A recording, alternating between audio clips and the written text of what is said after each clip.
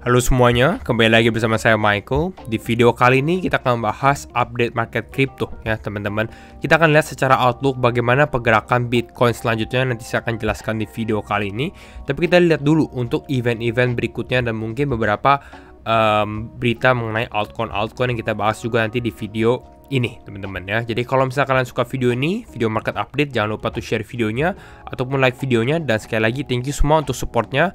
Kita bisa langsung masuk dulu ke dalam intronya terlebih dahulu ya.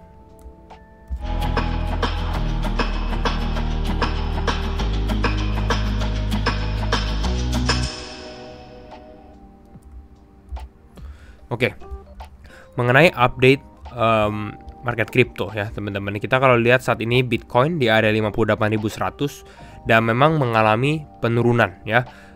Sempat saya udah share beberapa analisa juga di community, ataupun kalau nggak salah saya sempat bahas juga di video bahwa ada kemungkinan market mengalami pelemahan gitu ya. Tapi nanti kita lihat secara outlooknya. Dan kalau dalam 24 jam terakhir saat ini secara short term sih kita ada sedikit mengalami kenaikan ya. Tapi memang untuk mungkin dalam beberapa hari ke depan cenderung masih lebih melemah kalau menurut saya pribadi. Kembali lagi disclaimer on and do your own research ya teman-teman. Tapi ada beberapa aset kripto yang mengalami kenaikan seperti Ordi, Helium, Popcat, Satoshi, Uniswap ya. Tapi nggak terlalu signifikan sebenarnya. Kalau kita lihat dari 24 jam terakhir juga di sini justru DOX ya, DOX mengalami penurunan dan beberapa turun tapi nggak signifikan juga sebenarnya. Yang sisanya mungkin turun 2%-an ya, 2%, 1%, cuma DOX aja yang 11%.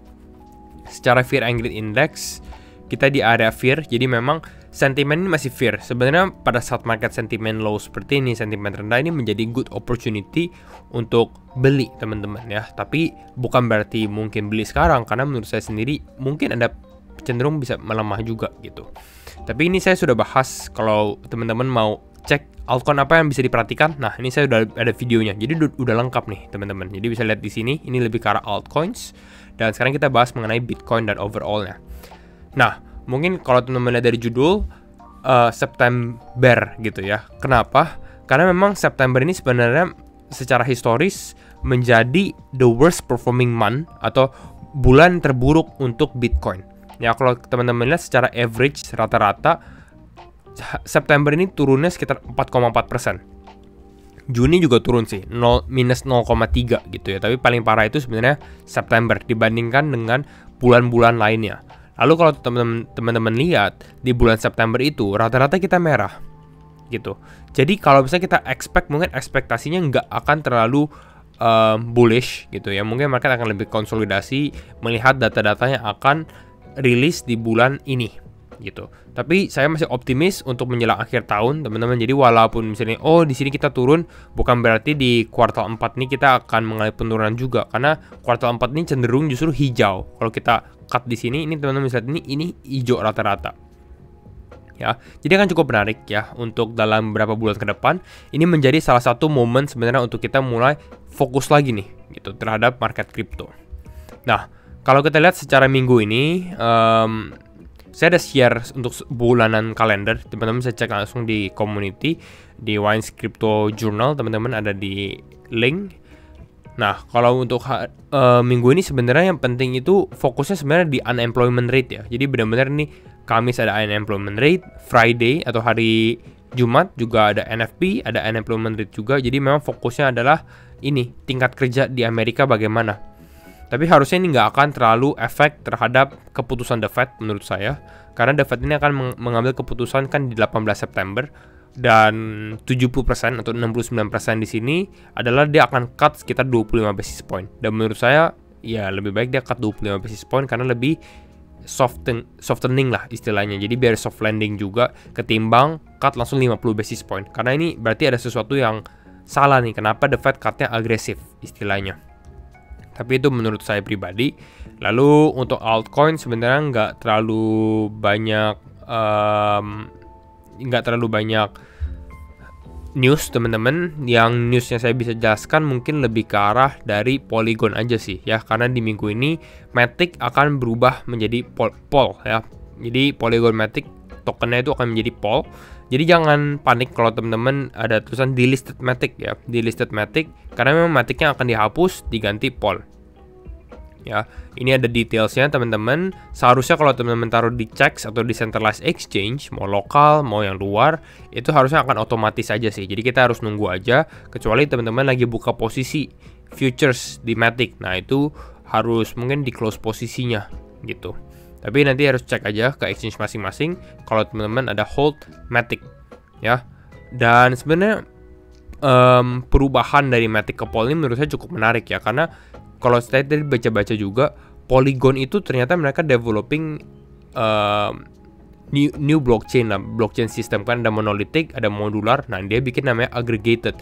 Kayaknya saya sudah sempat bahas sebenarnya ya untuk Polygon dengan aggregated ini, tapi nanti kita bikin mungkin satu video khusus untuk Polygon karena ini cukup menarik teman-teman. Jadi ini menggabungkan semuanya, beberapa layer one chains, beberapa Polygon punya network dijadiin satu, ada aggregation layer, ini jadi satu liquidity dengan satu unified bridge juga. Tapi ini quite interesting. Tapi kenapa mereka berganti dari Matic menjadi Pol? Salah satunya adalah biar ada utility untuk token Pol ini di layer tersebut gitu. Walaupun saat ini sebenarnya sama-sama aja utility-nya, karena nanti akan harus di proposal lagi. Kalau di approve baru bisa gitu. Itu untuk Matic dan Polygon secara singkatnya teman-teman ya. Lalu nextnya mungkin ini ya, To Market teman-teman. Ini game di Telegram. Game di Telegram, kalau kalian yang belum daftar nanti bisa ikut. Ini gamenya sebenarnya cukup mudah, tapi kalau teman-teman yang udah daftar tapi belum connect Bitget walletnya, dikonekin dulu karena akan ada surprise teman-teman. Jadi dikonekin aja. Kalau belum mungkin masih bisa daftar, tapi coba aja ya, siapa tahu kalau telat ya berarti udah nggak bisa. Intinya harus syaratnya punya Telegram app aja. Dan menurut saya ini bisa menjadi big sih ya, walaupun market lagi turun-turun ini, tapi mereka punya user base itu kenaikannya cukup signifikan ya untuk To Market. Nah, kita mungkin bahas mengenai sekarang membahas mengenai market crypto teman-teman. Jadi kalau saya lihat dari liquidation pool ini, saya sudah share juga sih sebenarnya ya di community. Tapi kalau kita lihat ada dua level ya, ini benar-benar short term banget teman-teman. Level pertama itu di area 56.800 ya, area bawah sini lihat liquidity-nya itu kuning ya. Lalu di atas ini ada 59.000, tapi saya mungkin highlight lebih karena di atas ini 59.800 ya, kita bisa ambil 59.000 sebenarnya ya, pokoknya di area ini. Jadi biar teman-teman tahu kita lagi ranging di area ini, tapi area bawah ini liquidity-nya cukup besar, area atas liquidity-nya juga cukup besar. Itu satu ya. Nah, kalau kita perhatikan secara plan kita di analisa teknikal ini saya sudah sempat bahas tadi pagi kalau salah di community, jadi lebih dulu. Intinya sebenarnya Bitcoin itu kan sempat kita ada share analisa Bitcoin mengalami penurunan dan memang udah sempat turun gitu ya. Lalu kita ada bahas potensi Bitcoin untuk area ke bawah sini, dan technically saat ini pun udah di area kisaran area liquidity kita, waktu ini turun sekitar 57.000, walaupun belum ke area strong level supportnya nih teman-teman. Jadi kalau kita sempat bahas, ini belum ke area ini, area tab yang warna biru ya. Salah satu skenario yang saya bahas itu seperti ini ya. Ini walaupun dia nggak tap, let's say ini market mulai mengalami kenaikan, karena kan memang hari ini sebenarnya US market lagi libur, jadi ada possible mereka rally dulu gitu ya. Tapi yang menjadi key level adalah di 4 jam exponential moving average 50, menurut saya ini bisa ada rejection juga. Ini persis di area kisaran 59.500, 59.600, which is kalau misalnya kita balik lagi ke area ini area liquidation ya. Jadi kalau kita bahas dari sini, jadi mungkin potensi di area ini sebagai rejection, possible rejection nih, saya suruh bahas gitu ya. Tadi sempat bahas possible long di area kisaran bawah sini, tapi kalau ini kan market udah mulai naik nih, Bitcoin udah mulai naik. Jadi kalau menurut saya sendiri, kalau teman-teman long di area ini ya quite risky sebenarnya, cukup beresiko, karena mungkin harus menunggu dulu nih, tunggu konfirmasi apakah sebenarnya Bitcoin ini bisa breakout dari ini exponential moving average 20-nya aja. Karena bahkan sebenarnya mungkin 60 kelihatan deh. Oh, 60 udah sedikit breakout teman-teman. Nah, ini kalau kita lihat di time frame 2 jam udah mau mulai mencoba untuk regain gitu ya. Hopefully bisa. Kalau misalnya ternyata dia bisa breakout gitu ya, ya mungkin possible testing ke area yang tadi saya sudah bahas 59 ribuan atau bahkan 60 ribu ya. Jadi kisaran area itu, tapi market masih unstable, maka menurut saya ini lebih karena dia testing liquidity, ambil dari atas, kena liquidation di atas ini, traders mungkin yang nge-short, karena sekarang kan udah banyak nih yang nge-short nih istilahnya di area bawah sini. And then mereka nge-short dinaikin dulu gitu. Lalu ini ke liquidate gitu ya.